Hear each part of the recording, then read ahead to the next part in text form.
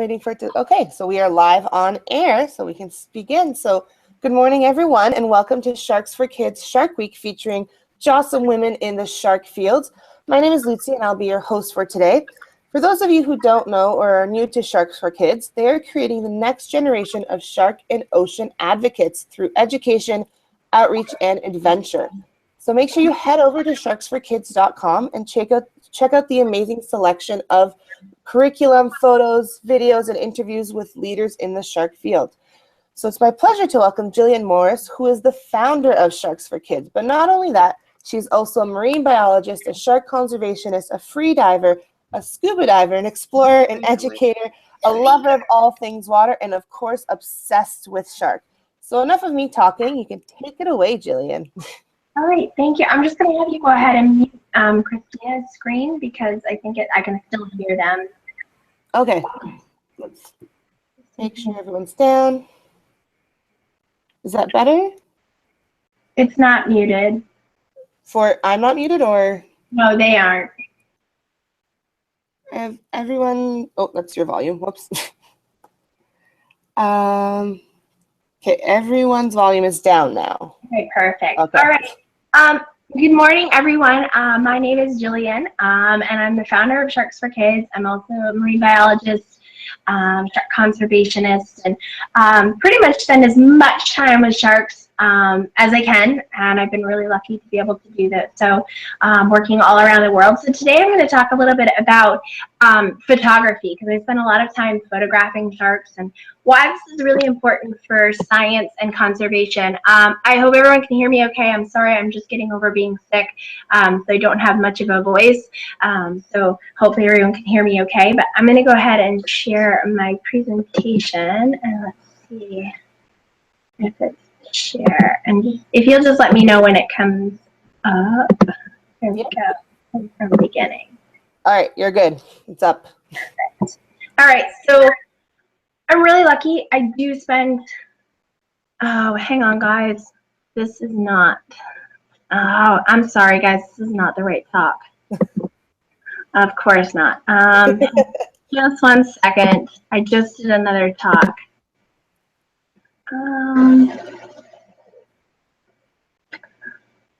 Let me just see. I'm so sorry, guys.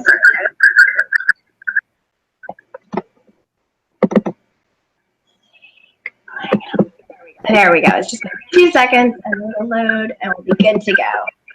The technology will be fine. I had to switch computers as well, so we're having we're winning with technology so far. All right, there it is. So let's see. Okay, and just let me know. It should be a hammerhead that comes up this time. All right, we see the hammerhead. Cool. All right. So as a marine biologist, I've spent a lot of time working with sharks all over the world. And working with them means going out catching and tagging them, to study them. I spent a lot of time swimming with them, taking photos and videos, and also teaching students about sharks, just like I'm teaching you guys. So I'm going to share a little bit kind of about that work and how I got into it, and why this stuff, why taking photos of these animals is so important, and why it really matters. So I do spend a lot of time with sharks and rays, and I think photos are a great tool for helping people understand a different point of view. So sharks and stingrays kind of get a bad reputation. People are afraid of the sting, the barb on the stingrays, or afraid of sharks because they do have teeth. And if you can see here, I'm pretty happy. I have them all around me. And that's really what I like to do. I like to be around these animals and spend as much time, and hopefully share my world with them, my work, so that if you are afraid, or you think they're kind of maybe a little scary, or you've just heard some things about sharks, that maybe you'll think differently because of the way I'm sharing their story, the reality of sharks. I think this photo is kind of fun because most people wouldn't think of just sitting around hanging out with sharks. I'm really lucky because Sometimes that's exactly what I do. So a picture is worth 1,000 words. And so I think this is kind of fun because there's a bench, it's underwater, and there's beautiful sharks swimming around. And so it's probably a very different way than many people think of sharks or how they've seen sharks. So I think this image and a lot of the images I'm going to share to you today really speaks volumes for these animals. Now, my background, I started out doing a lot of work tagging sharks, so going out and catching them. This is a bull shark that we caught in Bimini. I do a lot of collaborations with the Bimini Shark Lab. So once we have a shark, we bring it next to the boat, and we do what's called a workup. And this is done all over the world with all different types of sharks. It's really collecting data or the information we want to know about the shark. So here we're measuring this bull shark.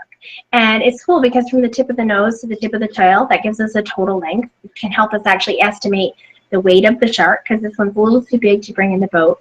And also the approximate age, because we know sharks are born at a certain size. They have a specific growth rate each year for a lot of species. So we can do some math and actually figure out the approximate age. So a lot of information from one simple measurement, which is really, really cool. So sometimes we bring the sharks into the boat if they're small enough, like the little lemon shark on the left. And again, you can see us measuring. Now, before we release the shark, we take these measurements.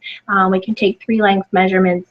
We can take a girth measurement kind of around if you imagine where the shark's armpits would be, a small tissue sample, which tells us the shark's DNA, what it's made of. And then we put a tag on it. Think of a name tag that you might have, or if your cat or dog at home is microchipped in case it gets lost, we can use those. They're very tiny and we inject them just under the skin of the shark. It's kind of like a barcode. When you go to the store, everything has a barcode, like a price tag, except this is a 15 to 20-year barcode that we can put in the shark. Now the tag on the bottom right that you see is part of a project I've been doing around St. Martin, which is an island in the Caribbean, and this is kind of like putting an iPhone on a shark. It's really cool. It's a satellite tag, so it's got a mini computer, batteries, and a waterproof case, and it transmits information about the location of the shark through that antenna. I get an email, and we can see where the sharks are. So all of this is really to understand these animals. If we want to help protect an animal, we need to know, where does it go? What habitats does it use? What food does it eat? You know, why does it migrate? Why does it travel to certain areas? And these are questions we ask, and doing these workups and putting these tags on is really a tool for helping us find answers to these questions. There's different types of tags, smaller ones. Again, we bring them next to the boat. Tags that are just plastic or metal, external tags with a number on them. They don't give us the location of the shark. We'd have to catch it again to get some information. But all of it is really allowing us to survey maybe how many sharks are in an area, how often we catch them, or what species are there, what's the diversity or the different types of species in an area. All of this goes together for us to study them and learn more in order to put maybe better laws in place to protect them. If it's an important area that they're aggregating, they're gathering for feeding or to give birth or to mate. These are all really important things. So if these activities are happening, these might be habitats or regions we want to put protections in place so that these animals have a safe place to do these things that are a natural part of their course of their life to ensure that the species continues to thrive. So for a lot of people, this is what they see when they see sharks. They've heard stuff on TV, they've watched movies, internet, news stories. If you're someone that lives in Florida, there's all these crazy news about shark bites and things. And it's unfortunate, sometimes bites do happen, but think about it. Sharks don't have hands or fishing poles. They have their mouth. That's how they figure out what something is. They check it out. So they do have teeth, soft human skin. It's unfortunate, but accidents happen. But this is not the reality of sharks. And all over the world, even if people have never seen a shark before, sometimes they're really, really afraid. So I like to show a different side of sharks, the reality of these animals, which for me is a much more kind of comical, beautiful, kind of graceful story. I think nurse sharks are a great ambassador. I mean, look at that face. When you look at this, probably a lot of you would say, that's not a shark. It is. Nurse sharks are very common throughout the Bahamas where I live. And you can see it's got little barbels on its face, which it uses to feel around and find food in the sand. And it does have teeth, but they're very different than something like great white that has super sharp pointed teeth. Nurse sharks will crunch on lobster or conch, or a big snail they can suck out of their shells. They actually use plates to kind of crush more than tear their food. So they have a great diet. A lot of people like to eat conch and lobster. So these sharks have a pretty awesome diet. And I think it just kind of shows a smiling face, a different perspective. It's not jaws open, it's not biting or attacking. It's just simply sitting there peeking a shark. Now, let's see if this is going to play. So we have some tools that we use to go in the water to capture these images and these videos. Because sharks live in the water, and we're not really designed. We're lucky we get to go in the water, but we need some special equipment to help us. So I have some fins on my feet. I have a mask on my face that helps me see and protects my eyes. This is snorkeling or free diving, and I do have a GoPro. So if you watch, this is me with a Caribbean reef shark. Oops. Oh, maybe not. Huh. I'm not sure why it's not playing. Well, excuse me. So other equipment allows us to stay underwater for longer. So this is scuba diving gear. It's essentially an underwater backpack that holds a tank of air, and that tube that's coming into my mouth is how I breathe the air. So just like we go breathe in and out up here, I can do that but underwater. And you learn how to do this safely, you learn how to use all the equipment, and you have a certain amount of time you can spend underwater. The deeper you go, the less time you have. So you learn how to do this safely. It's a great way to study animals, to photograph, to film them, but it's also really fun. You can do backflips and spin around. It's a great way to explore, because the underwater world's not like anything we have up here on land. It's like being on a new planet, which is pretty spectacular. And you can learn to do it anywhere. Lakes, rivers, quarries. By the time you're about 10, you can do your junior certification, which just means you're learning how to do it safely.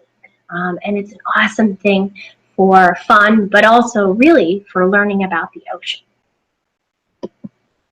And so you can see here, it's a great way to spend time with my favorite animal on the planet, the great hammerhead. And this particular shark is named Scylla. She was tagged by the Shark Lab and named, and I got to spend a lot of time with her. And you can see she was really close to me. She wasn't being aggressive. She was simply swimming around. I've spent a lot of time with this shark. She's really, really special. And so observing her unique markings, her behaviors, because sharks have personalities. Sometimes you might think, shark's the shark's the shark. Wrong. They're very different species, their behaviors are different, and their personalities are different. We can actually see this and share this using photo and video.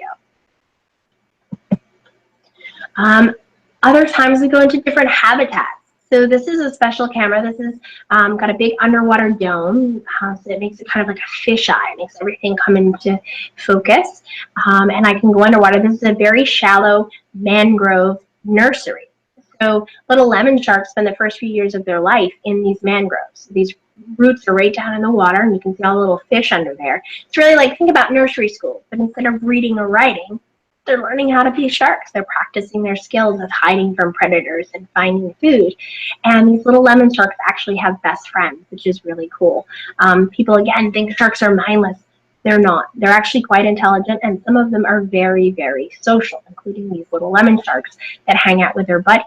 You can see it's very shallow, so big predators can't come in there. And this tells a story. You wouldn't probably think of sharks in a forest. But this is an incredibly important habitat for lots of juvenile animals. Conch, lobster, the fish you see there, which are snapper, and these little sharks. So again, a lot of times the information we have is great whites and big mouths and open ocean, but that's not always the reality for sharks. There's over 500 different species, and they utilize different habitats, and sometimes at different stages in their life.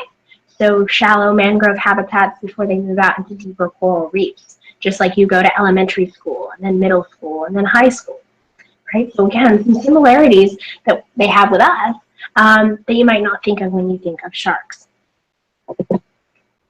And sometimes we wear special suits. So this is a chainmail suit.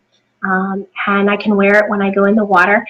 This is a site where Caribbean reef sharks are being fed, so they're moving all around. They know there's food, they've learned. And so I can wear this suit just so I don't have to think about it. The little hands aren't moving around, and I can get right in there and take lots of cool videos. And again, share this story. And look how many sharks are around. I wasn't bitten, I wasn't attacked, and I was right there in the mix with probably 15 or 20 Caribbean reef sharks. It's exciting. It's amazing to see them move and that close. Again, another story that I'm able to tell. And filming great hammerheads. And you can see I've got my scuba gear on, and I've got a much larger camera than you've seen in the other pictures. Now, these are cameras we use for different television shows. If you've watched a show on National Geographic or the BBC, you've probably seen animals in the ocean. Well, somebody had to get in there with a camera. I'm lucky I get to do a lot of that as well. My husband's actually away filming a Shark Week episode in Hawaii right now, so we get to work a lot of programs, which is really fun because it is a way to share their story and hopefully get more people excited about shark, changing that fear into fascination. And that's really what we want to do. And so you can see here with a great hammerhead shark. And this is with a big, beautiful tiger shark. Again, I've got all my scuba gear on and a large camera.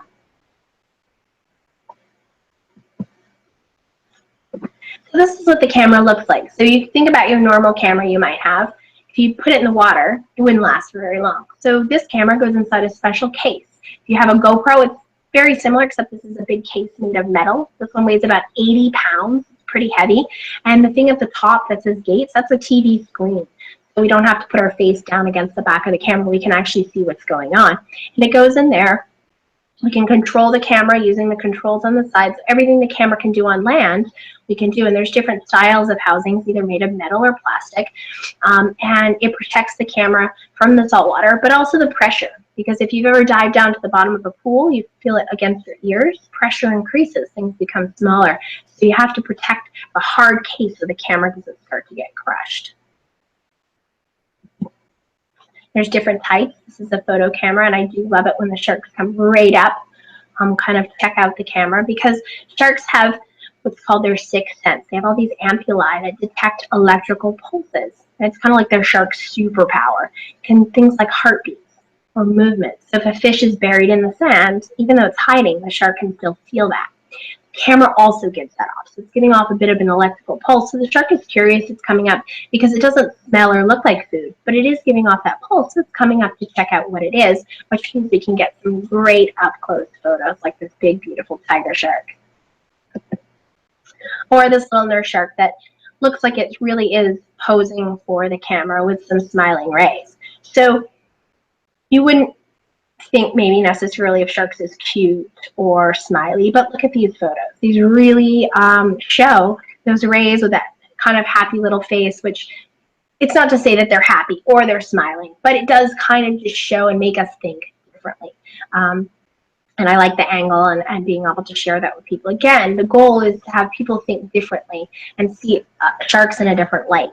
How beautiful, how graceful, how maybe funny they are, rather than that fear and that monster mentality. So from kind of transitioning, I've also been able to take photos and videos of the science being done, which explains it. If somebody talks about tagging sharks, a lot of people don't know what that means. Why are we catching and tagging sharks? Why are we fishing for them? So this is a tool also for explaining what the science is, why it's happening, and why it's important. So this is a bull shark in the Everglades. It's a juvenile being tagged and released to study why they're using this habitat, to look at how long they're spending in there as well. And this is a surgery being done on a bull shark by the Bimini Shark Lab. So certain tags can actually be inserted into the shark. The shark's flipped over in tonic immobility, which is essentially a sleep-like state that happens, and it's like anesthesia for the shark. So it's not flinching, it's not moving around. The surgery is done very, very quickly by a trained team. Shark's flipped over and it swims on its way. You can see a little bit closer, a couple of stitches. Sharks heal incredibly quickly. So this is showing you the nice incision, the tag's been inserted, stitched up. Right. And so those tags will allow us to actually track the movements of the shark. So how much time are they spending in a certain area, because there's underwater listening stations or receivers that will actually allow them, it's kind of like each one of those tags has its unique ring sends off a ping, and the listening stations underwater pick that up. They can tell us which sharks are in the area, how much time they're spending there, or if they're hanging out with their buddies. So another tool for learning all about these amazing animals in order to try and protect them. And photos also give us a glimpse into the life of sharks that you might not otherwise see. This is a juvenile tiger shark. I love the beautiful markings and that big, beautiful eye. You can see kind of the greens and colors in there. And this bull shark, a species that oftentimes people are very afraid of. But if you look here, I think this one's kind of fun because it's like, look, it's trying to get a hug from the other one. So I was in the water with these sharks, big, beautiful animals. And again, kind of capturing a different face. Their mouths aren't open. There's not a lot of teeth. And sort of a unique angle to tell a different story. And sometimes we take selfies with the animals. So this is kind of fun. Stingray hanging out over my head. I'm coming to check out the camera. It's really amazing to connect with these animals, and part of being in the water with them is connecting to the natural world and understanding how important it is. So if people get a chance to dive and swim with sharks, I think it's amazing. And if you have the opportunity, you definitely should do it, because it's really a great way to see them have your own personal story, your own shark story, your own experience to share with other people.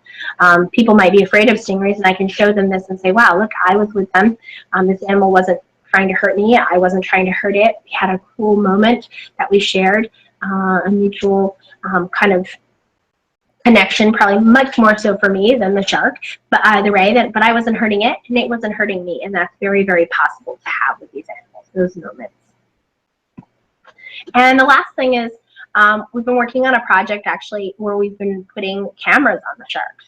So just to kind of get a glimpse, these animal-borne cameras, or a fin cam, slides on, kind of looks like barbecue tongs. It's got a little attachment piece that corrodes, pops off, the camera comes up, and it gives us an idea of what it's like to be that shark. Again, another tool for understanding their world, what they do, how they spend their time after this particular shark leaves the dive site. So it's really like being in a video game and you're the shark. I don't know if it's going to play. Quick time not available. Okay, so it's not going to play, but it moves along and you get to see that. And this is the placement of the camera as the shark's meowing. So it's really like being in a video game and you're the shark. So all of these are really tools. Again, the photos, the videos, let me just stop sharing screen. The photos and the videos are really all part of a greater understanding for sharks. They support the science. The science is important to put better laws in place for conservation, because unfortunately 100 million sharks are killed every year by people. So if we want to change that and have people respect sharks and want to help them, we need to share this information. We need to help people see sharks in a different light and realize just how important they are. They're not man-eating monsters. They're incredible animals, and inspire people to speak up, be a voice, and do their part to help save these animals. All right, so hopefully you guys have some questions for me. Yeah, now we can take some questions. We also, just as for anyone who's watching live on YouTube, we're also going to take questions from the YouTube page. So if you see the chat box on the side, definitely type in your questions and we'll take them from there. But we can start with Mrs. Beasley's class from their grade 3-4 class from Waterloo, Ontario. So I can turn you guys up. There we go, Mrs. And turn your mic off or back on. There it is. So Mrs. Beasley, can you guys hear me? Oh, we can't hear you. Not sure why. Oh.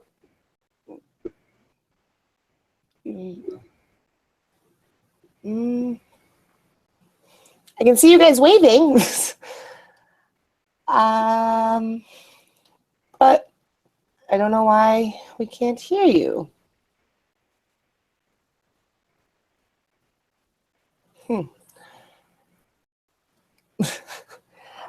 If we can't, since we can't hear you, you guys can type in your question in the chat box in our Google window. Because for some reason, I see you guys all waving, but unfortunately, the audio isn't working. So we'll give you guys a minute, and it can jump to our next class. So Mrs. Rindell's class, who is a class that is from Taylorville, Illinois. You guys are a grade 5 class, so hopefully we can hear you guys. Can you hear us? Yes, we can hear you. Perfect. Anyone have a question? Tristan, don't do that. Devin? How long has she been working as a shark? They want to know how long has she been a marine biologist and working with sharks? I've been working with sharks for about 15 years, all over the world. I've worked in Australia, the Bahamas, Florida, California, on various research projects, also leading dive trips to take people to sea with them. So I've been very lucky. I've worked with sharks for a long time, and I hope to keep being able to do that. Great. Ellie? Were you ever scared of sharks? Have you ever been afraid of sharks? The first time I went diving with sharks, I was nervous because I didn't know what it would be like. I love sharks, but I'd never been in the water with a lot of them, and it was actually a big bunch of nurse sharks. And so just like anything you do, if you've never done it before, a new sport, first day of school at a new school, I was nervous, but then I got in the water, and the sharks weren't interested in me at all. They were swimming around. I got to watch them. So very quickly, I realized how awesome it was, and I loved it. I wanted to do it as much as possible. But I was definitely nervous the first time because I didn't know what it would be like. Michael? What made you actually want to start? What made you want to start to be a marine biologist? I always loved the ocean. I grew up in Maine. I spent a lot of time going to tide pools, and so I thought ocean animals were incredible. And by the time I was 5, I knew I wanted to be a marine biologist. I knew I wanted to work with animals. So it's been my whole life. It just never changed. And the more I learned about sharks, and the more I spent time with them and realized my experience was very different than the things I was being told or shown, I wanted to work with them. I wanted people to see them the way I was, and I wanted to know more about them as a tool for trying to protect them. There. Awesome. So we can switch to another class and get some more questions in. So we see that we have some questions that are typed in from Mrs. Beasley. So first off, how many teeth do great white sharks have? Well, sharks, it varies because their teeth are constantly falling out. So think about when you lose your baby teeth and then you get that one new adult tooth that replaces it. That's it, right? You got to take good care of them. Sharks are constantly losing. So anywhere from some sharks between 50 up to 300 teeth in their mouth at one time, because they're losing different ones and new ones are coming forward and replacing them. As long as they're alive, they're making new teeth. It really depends on the shark and at what stage, how many it's lost, new ones are coming in. But over the course of their life, they can have tens of thousands of teeth. That's awesome. And they also have, how do you get the camera on the fins? So when the shark swims by, it actually slides on it. It's got like a bungee elastic thing, so it slides right on the fin. It's sized for that animal, so obviously it's a bigger fin on the great hammerhead, so it has to be a bigger connection. It looks like barbecue tongs with a camera on, and it's got a bungee that sort of connects, and it's got a magnesium strip because magnesium corrodes in salt water, so it can be set for anywhere for a couple hours up to 64 hours, and some of the cameras have night vision on them, so we can actually see at night, which is really cool. So it actually just slides down. The diver has to go on, slide it down the fin as the shark swims past. Cool. All right, let's go to Mrs. Eagle's class. They are from San Antonio, Texas. So do you guys have any questions? You have to turn your mic up. There you go. I have a question. Yeah. Can you hear me? Yeah, we can hear you. All right. My question is, how did she view sharks before she actually met them? So I never really had a negative opinion of sharks. I saw my first shark when I was about 8, snorkeling in Florida. It was a nurse shark. It was sitting on the bottom like nurse sharks do, because they don't actually have to swim to breathe. They can buccal pump, move the water in and over their gills. And I thought it was awesome. Another awesome ocean animal, and I was really excited. So I never had sort of a fear to change from. I always thought they were interesting animals, just because my first experience with a real shark was mellow. It was just sitting there. I got to see it. I was really excited. That was before I saw anything that was really kind of negative. So I already had kind of a solid love or excitement for sharks before anything negative. So I never really kind of changed my opinion. I always thought they were really interesting, and then it just kind of kept going from there, and more information, and they were just more fascinating, and I was just curious. I kept learning about sharks, and it just continued. Thank you. Hi, so my question is, where is your favorite place to go look at sharks? I'm really lucky. I live on a little island called Bimini in the Bahamas, and the Bahamas is considering the shark diving capital of the world.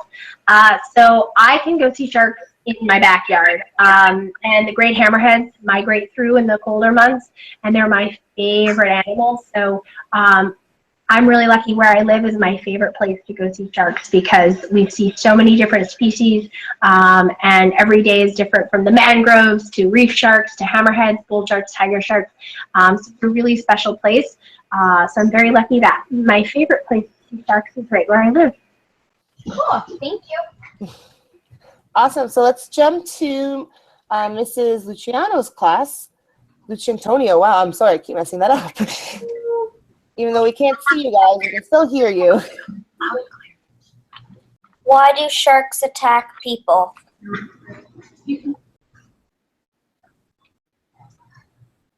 All right, so they do everything. Their mouth is how they figure out what something is, as far as like grabbing onto it.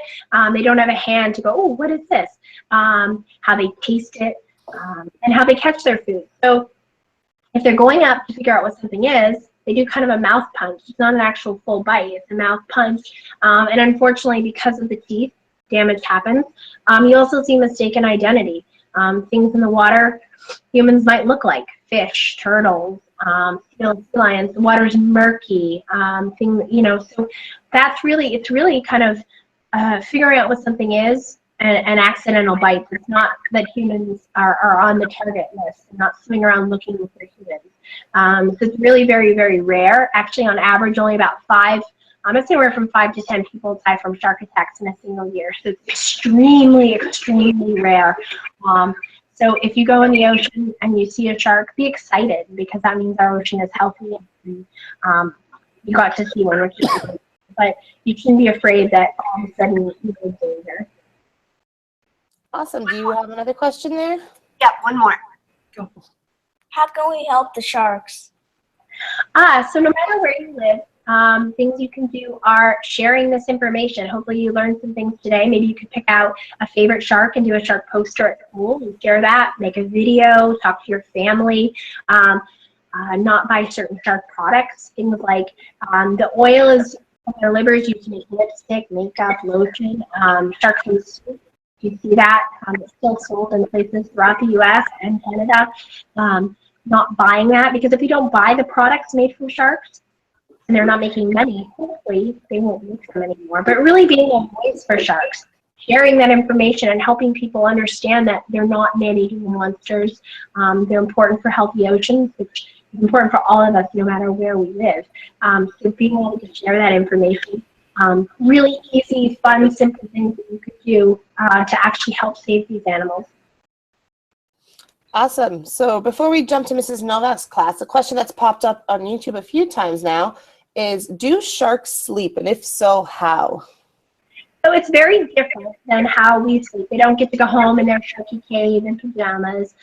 Excuse me.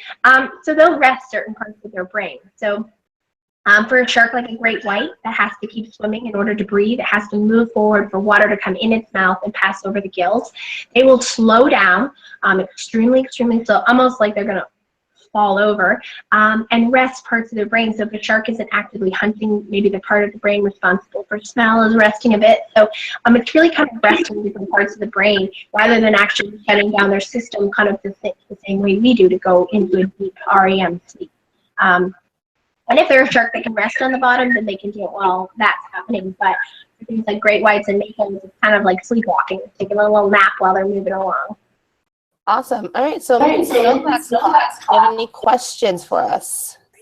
Stand up here so you can see yourself. See right there. Okay, go ahead. Go ahead. Tell her. How many sharks have you experienced?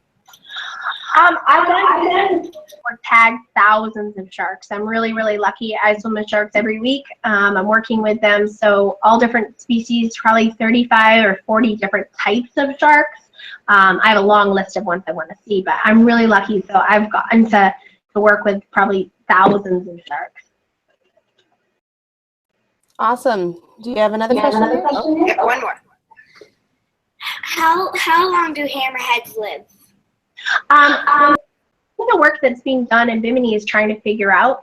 There's estimates anywhere between 20 to 40 years, but a lot of the science that's being done now is trying to figure out how long these animals live. So we know certain they live at least a certain amount of time, but it's possible they can live longer.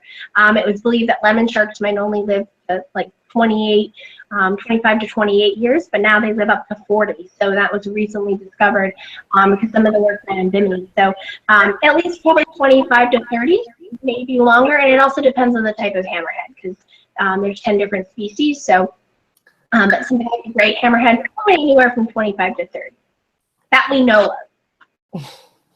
Awesome. So I'll take another question from YouTube here. We have one from a grade 1 class. Are there certain sharks that are more friendly? Well, I don't like to use the word friendly really because it's not something we really try and use when we're talking about animals. They are wild animals. There are sharks that are more docile, things that are resting on the bottom, not as active. But any animal, the wild animal, if you go up and bother it, you grab its tail, you spin, anything, even if you have a dog at home or a kitten and you squeezed it hard, it's going to squeal or yelp and it's going to turn around and try and protect itself. So really it's about respect. If we respect those animals, give them their space, we can have safe interaction. So which means all sharks are really possible to be in the water with. So, but some are definitely more docile than others, not as actively swimming in and around. I would say those ones, if you wanted to use the term, might be more friendly. But really, it's just all of them have the capacity to have a safe interaction with. It's just about respecting that animal and its space. Awesome. So we can do one more round of questions from all the classes. So we have Mrs. Beasley's class. What is the largest shark in the world? The whale shark is the largest fish. The sharks are a type of fish. They're a cartilaginous fish, meaning they don't have any bones. Their skeleton's made of cartilage, just like if you bend your ear or wiggle your nose, the same stuff we have. And they're 45 to 50 feet long. Some records say bigger, but actual kind of scientific records have shown between 45 to 50 feet. And they swim underwater, and they kind of are like a big vacuum cleaner, and they suck in plankton. So the biggest fish in the sea actually is the smallest organisms, which I think is really cool. We have a question in YouTube related to that. Have you ever encountered a whale shark? I have. I've not ever seen them in the wild. I actually saw them at the Georgia Aquarium, some younger, smaller ones. I've tried to swim with them in a couple places in the world, in Australia, Brazil, Belize, and haven't been lucky enough to see one in the wild. So that's still on the top of my list. But I have gotten to see them at the Georgia Aquarium and learn about the research they're doing to try and understand these animals, because they have been targeted in fisheries in different places around the world. So again, trying to understand their habitats, their movements, to try and put better protections in place. Awesome. So Mrs. Eagle's class, you guys have one more question? Yes. Hi, what's the shark's favorite worst enemy? Well, humans are the largest threat for sharks. We take their food out of the water, we take them out of the water, trash, pollution. Grow very slowly. They don't have lots of babies, and they have to reach a much older age than a lot of other animals in order to breed. So because of these life history traits, they're very vulnerable to overfishing, which is happening. So we're their largest threat, but other sharks, orcas, sea lions, larger fish will actually eat sharks. So they're not always on the top of the food chain. Do you have another question? Yes. How far do sharks go in the ocean? Depends on the type of shark. So something like a great white or a tiger shark or a mako can swim thousands of miles. Something like a nurse shark may only travel a few miles. So it really depends on the type of shark and if they have to migrate for their food or to find a mate or to go to a birthing area. So it really depends on the type of shark, but some of them swim thousands of miles every single year. And you guys have one more question there? Yes. Does any species of shark live in fresh water? There are, I believe there are 5 species of freshwater sharks. They're very rare, and in some cases there's only been one ever discovered. But some bull sharks can actually go into freshwater. They have the ability to osmoregulate, so to balance their body, because saltwater is obviously very different than freshwater.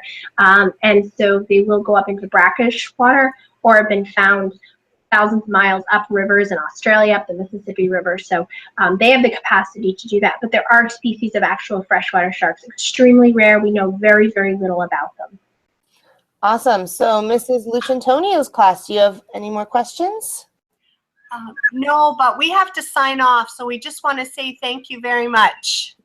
Okay. Thanks for joining us, guys. Thank you. Awesome. So we'll ask Mrs. Novak, do you have any other questions? How many great whites live? With any. So we know that in specific regions, we've seen their populations coming back and thriving. The Atlantic coast here, from Florida up to Massachusetts and Maine, the seal and populations have increased, so we've seen the great whites, also of California. But it's a hard number to estimate because sharks, like great whites, travel. They migrate thousands of miles, so they're in different areas at different times. So we might see the same shark in California and then in Hawaii, or one from Australia going to South Africa. It's really hard to estimate with any species of shark. That's part of the problem, is there's still so much we don't know, and we're trying to figure this out so that we can ensure that these animals are still swimming around. Great question. How long is the whale shark? I did mention that earlier, anywhere from about 45 to 50 feet, making them the largest fish in the ocean. Awesome. So we'll take a couple more questions from YouTube here. We have one from a grade 4 class. How many babies can a shark have? Well, it depends. Something like a Port Jackson shark lays 1 egg case. That's it, 1. Other sharks may have 45 to 60. It depends on the way they give birth, either live young that have umbilical cords and a little belly button scar, to laying actual egg cases. So it really depends on the type of shark, but anywhere in the range from 1 to 45, 50, but they don't have hundreds of thousands. They don't spawn like fish laying thousands of eggs, which is part of the problem. They don't have a lot of offspring or young. Awesome. And our final question for our hangout is, how much does a shark eat in a day? It depends on the type of shark. So say a great white has eaten part of a dead whale or part of a seal or a sea lion. They might not eat again for an entire month. So sharks don't eat every day. They don't eat everything. They have favorite foods. And a smaller shark might eat 1 little fish every couple of days. So it really just depends on the type of shark, anywhere from small fish every few days up to a much larger meal that lasts over the course of several weeks. Thank you, guys. Those were all really, really, really awesome questions. So I really appreciate that. And if you want to learn more, definitely check out Sharks4Kids.com. We have a lot of information and videos to dive even deeper into the world of sharks. Awesome. Thank you so much for joining us. I can turn up everyone's mics that's left here, and you guys can all say goodbye. So Michelle and say